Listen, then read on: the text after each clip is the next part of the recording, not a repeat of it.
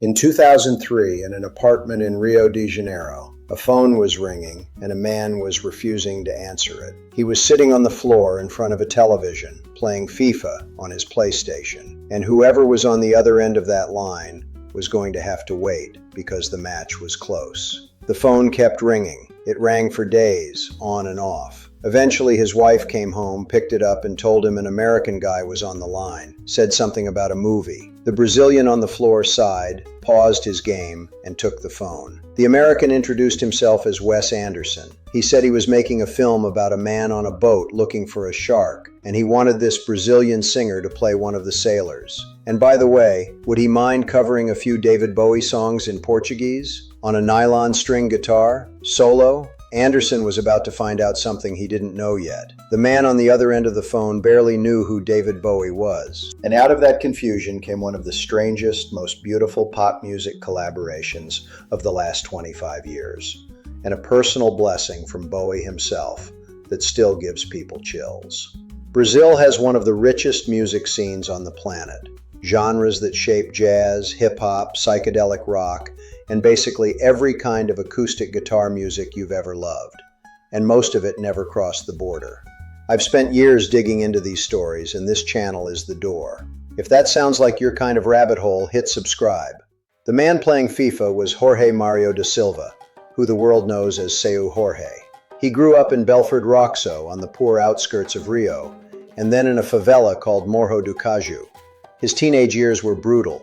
His younger brother was shot and killed by police, the family lost their home, and Jorge spent a stretch of his life sleeping on the streets of downtown Rio.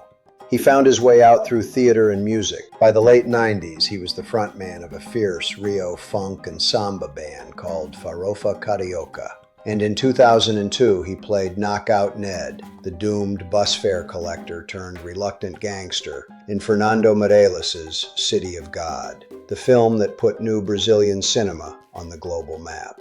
That's how Wes Anderson found him. Anderson saw City of God, fell for Seu Jorge's face and his voice, and decided he wanted him on the boat in his next movie. The next movie was the Life Aquatic with Steve Zissou. Bill Murray as a depressed oceanographer, Owen Wilson, Kate Blanchett, a stop-motion shark, and a crew of misfits in red wool caps. Anderson's idea was simple and a little crazy. Instead of using a normal soundtrack, he wanted one member of the crew to wander around the ship with an acoustic guitar, like a Greek chorus, singing David Bowie songs reimagined as Brazilian ballads. That crew member was Pelé dos Santos, and that crew member was Seu Jorge. The problem was that according to Seu Jorge himself, he had no idea who Bowie was. In an interview years later, he laughed about it and said something like, "Yeah, I know David Bowie. Blonde hair, two different color eyes." That was basically the extent of his Bowie knowledge.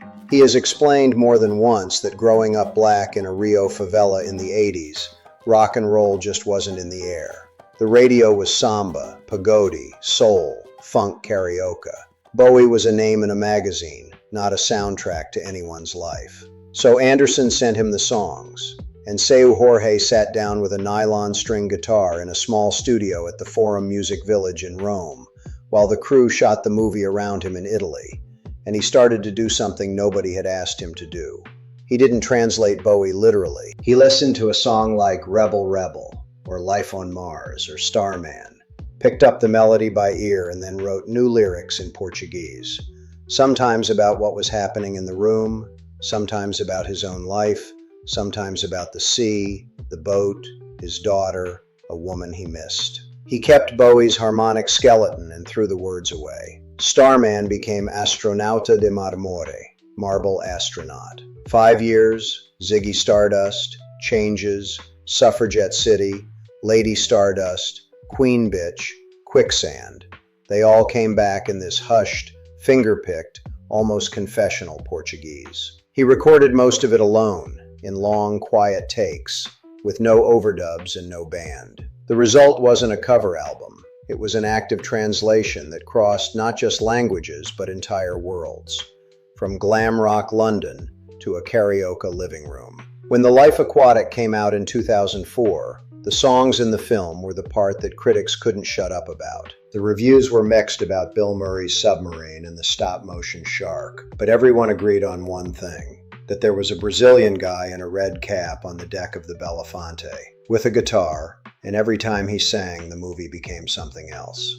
The following year, Hollywood Records released the Life Aquatic studio sessions featuring Seu Jorge, a full album of 14 tracks, 13 Bowie songs in Portuguese, plus an instrumental called Team Zissou. It was supposed to be a soundtrack curiosity. Instead, it became one of the best-loved cover albums of the 2000s. The kind of record people give to friends and tell them, you have to hear this, even if you don't speak Portuguese, especially if you don't speak Portuguese.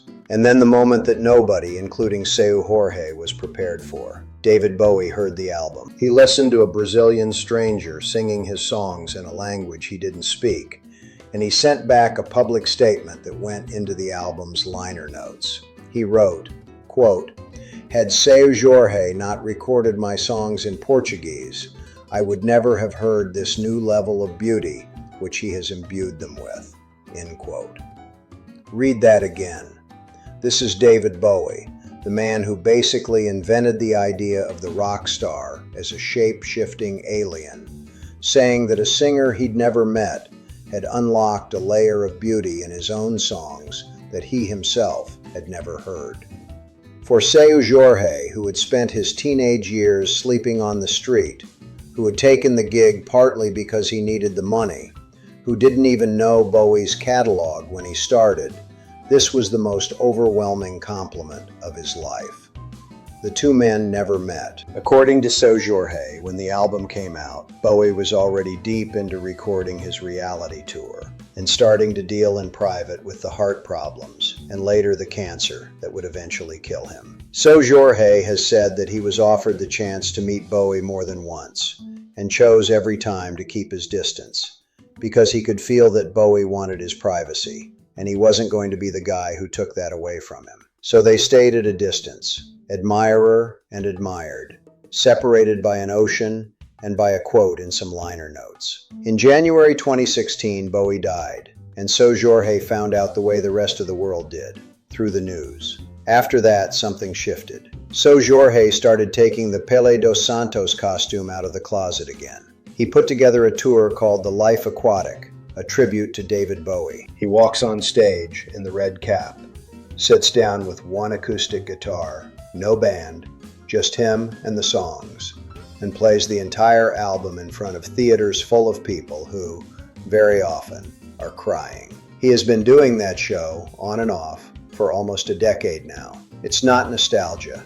It's a kind of long, slow goodbye to a man he never met, but who, in the end, gave him the highest possible gift one artist can give another. There's something almost unbearable about the whole story when you sit with it. A kid from a Rio favela who barely listens to rock and roll picks up the phone in the middle of a video game and ends up rewriting the David Bowie songbook in a language Bowie can't speak. Bowie listens, and instead of being possessive, he says, "You found something in there that I missed." And then they never meet. They just leave each other these strange, beautiful, generous gestures across the ocean, and then one of them is gone. That, to me, is what Brazilian music keeps doing to the rest of the world. It walks into your house, picks up something you thought you knew, and hands it back to you in a shape you didn't know it could take. If this story moved you even a little, don't go yet. There's a whole world of Brazilian music that does exactly this, and I'm pulling more of it out of the dark every week. Hit subscribe, turn the bell on so you don't miss the next one, and click on the video on your screen right now. I'll see you there.